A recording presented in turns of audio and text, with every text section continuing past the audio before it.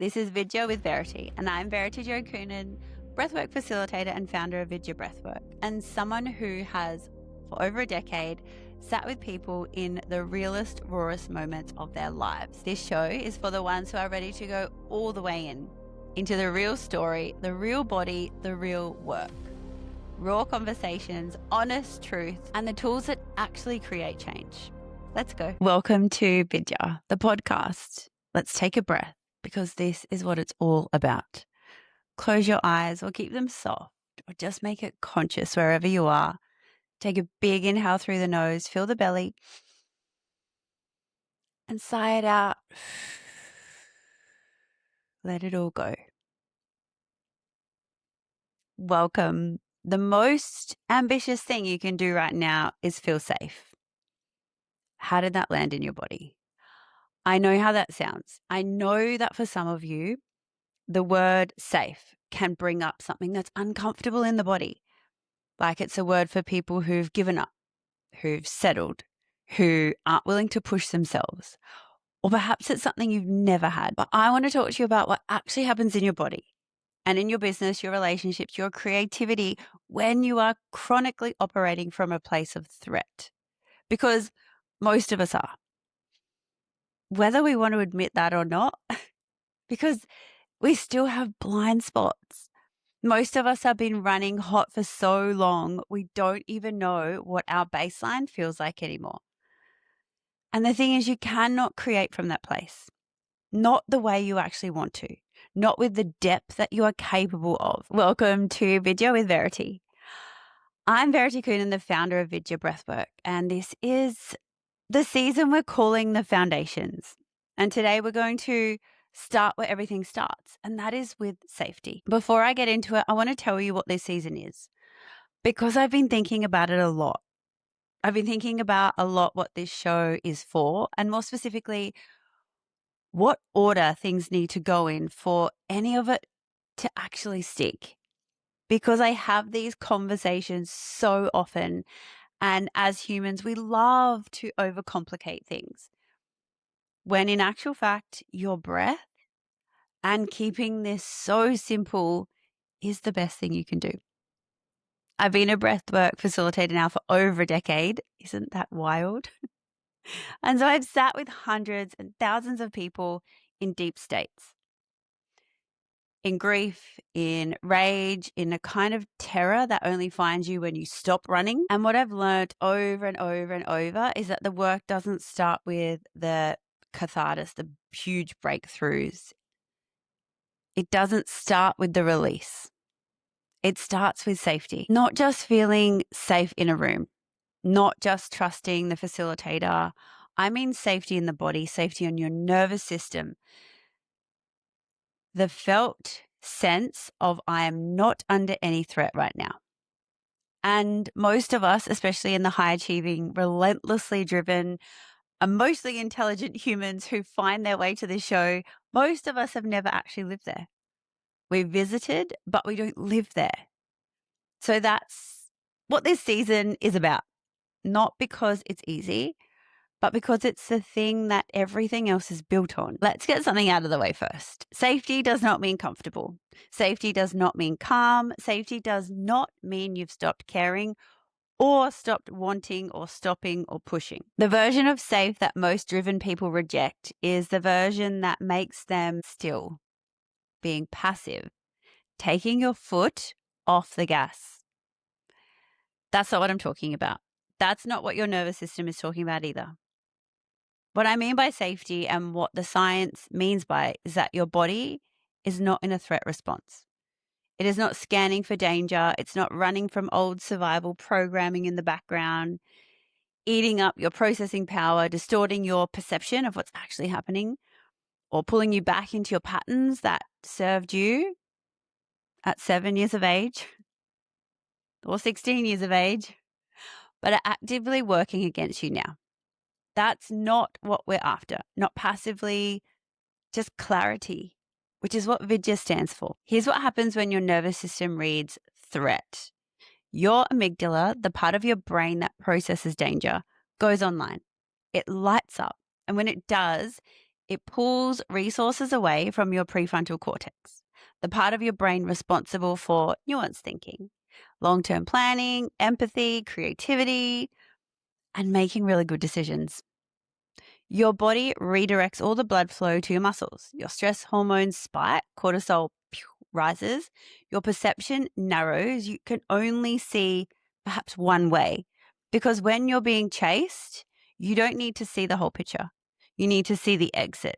So it means your blood is going to your biceps, your thighs, because you are ready to bolt. Now, here's the problem.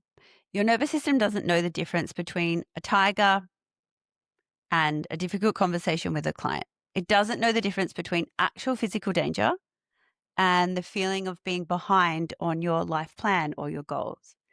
It doesn't know the difference between surviving and striving. So if you grew up in an environment where you had to be on guard, emotionally, physically, rationally, your system learned to stay in a state of low-grade vigilance. And now, as an adult, you are probably doing incredible things in this world while running a survival program in the background.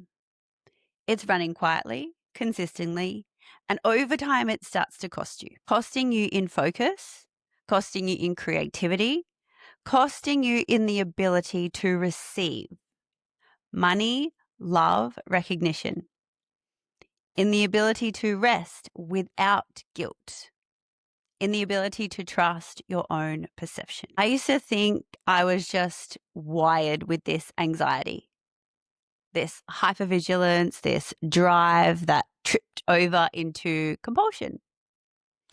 That was just my personality. That was what it looked like to be serious about what you do. It meant you cared, my brain. It wasn't. It was a nervous system that had never learnt that it was safe to slow down. Here's the paradox that took me years to embody, not just to understand intellectually. Everything you are chasing, the business, the relationship, the creativity work, the impact, all of it requires a nervous system that can access its full capacity. And a nervous system under threat cannot do that, not fully, not sustainably. So there would be bursts where it would work. And then my old patterns, perceived threat, would creep back in. So when you're dysregulated, you make decisions from scarcity. You overgive because saying no feels dangerous for your body. You undercharge because visibility feels like a threat. You work yourself into the ground because stopping feels like you're falling behind. You work to keep busy because it's something exciting to focus on because perhaps the other areas of your life don't feel exciting. A little avoid tactic. You attract relationships that confirm your oldest story about yourself because your nervous system is pattern matching, not actually choosing, regulated. You think differently. You see options that weren't visible to you before. You can tolerate the discomfort of asking what you actually want. You can stay in difficult conversations without shutting down or blowing up, and you can build something without destroying yourself or your soul in the process. Safety is not the opposite of ambition. Safety is what ambition actually runs on. And there's going to be moments in time.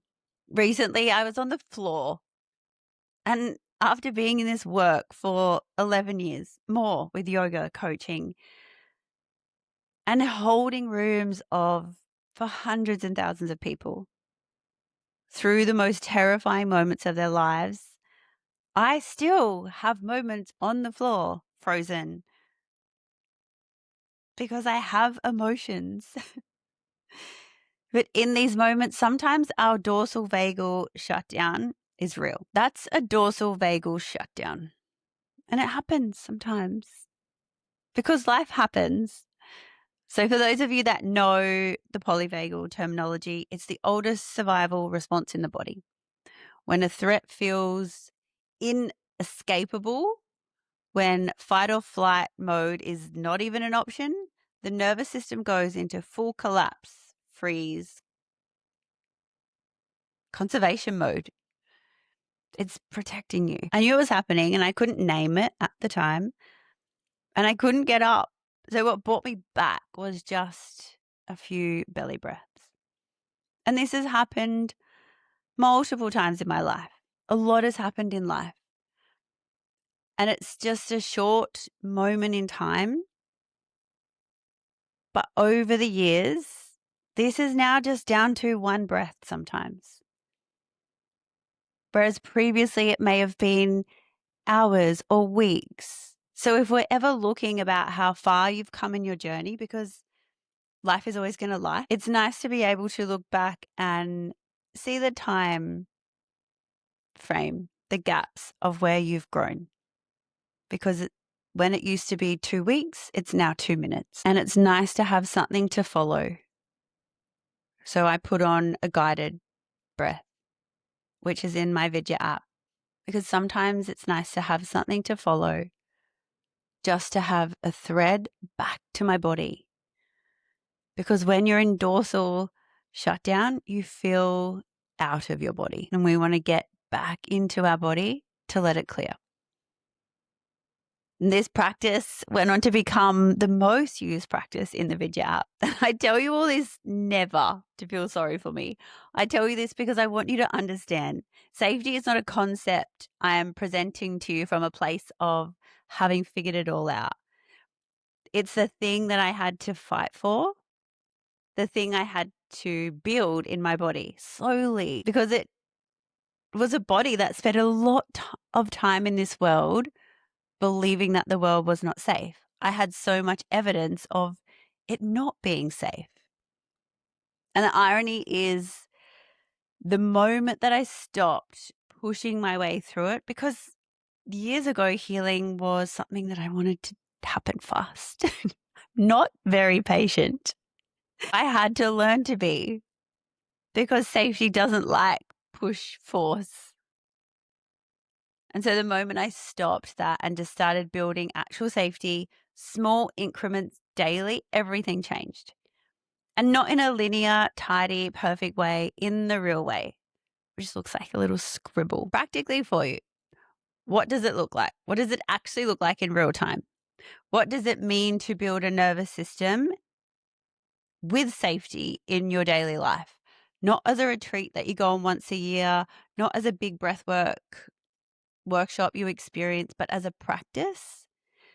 3 things I want to offer you. First, notice before you intervene. Before you try to regulate, you have to know what dysregulation feels like in your body. You become aware of the difference, not the thought, I'm stressed, the sensation that arises in your body.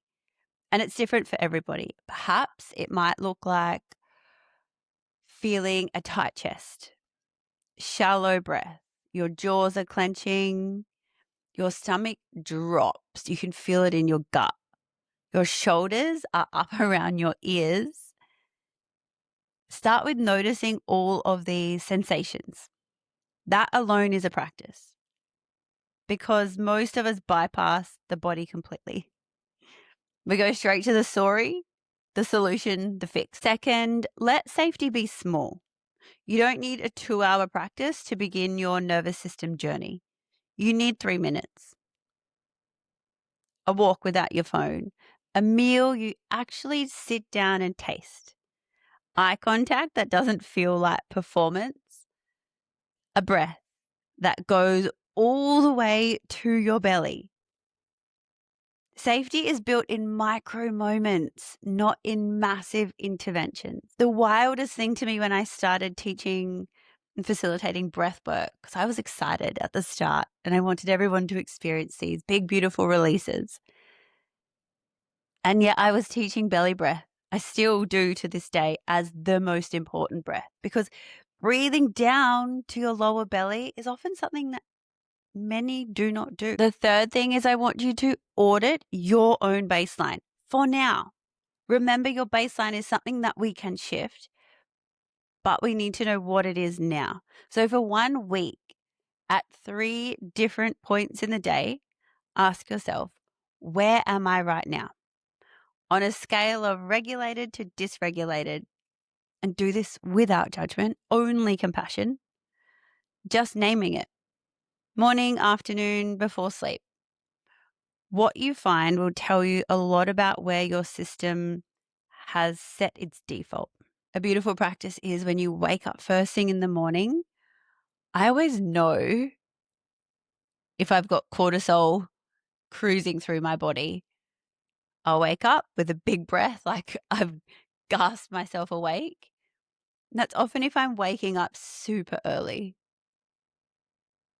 And depending on your day, because once you understand what's happening in your body, you work with it, not against it. Sometimes it's really good to go out and straight away outside, go for a walk. Sometimes it's more beneficial to lay in your bed and belly breathe. This whole process, it becomes exciting for your body when you understand what is happening and why. And if you want a place to start with breath specifically, the Vidya app has the 3-minute belly breath practice. The one that I recorded on the floor. It's the simplest thing and it works. We're going to spend this season really building this foundation. And I mean building it, not just talking about it. Each episode is going to give you something you could actually feel, use, and experience. Next week, I want to get into what chronic vigilance actually looks like in high performers, because I think a lot of you guys listening to this don't identify as anxious. You probably identify as driven. And there's a version of drive that is deeply rooted in a nervous system that never learned it was safe to stop. And I'm not going to mess up the way you run your business or the way you live life. It's just going to feel a lot lighter and a lot easier. If this landed for you today, share it. But because I genuinely believe there is someone in your life who needs to hear that safety is not weakness, that building it is not giving up, that it might be the most courageous thing that they do this year. Thank you for being here. I'll see you next week. That's it for this week. If something landed for you, please share it with someone who's genuinely ready to hear this. And I would love if you have 2 minutes to leave us a review on wherever you listen to your podcast, because this genuinely helps people find us. You can find me on Instagram at Verity Coonan. And if you're interested in becoming a breathwork facilitator or joining the Vidya app, I'll link it all in the show notes. See you soon.